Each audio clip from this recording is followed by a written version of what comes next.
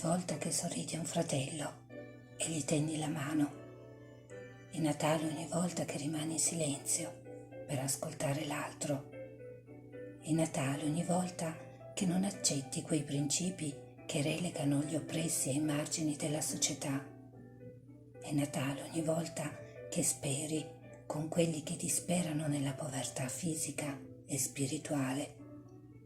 È Natale ogni volta che riconosci con umiltà i tuoi limiti e la tua debolezza.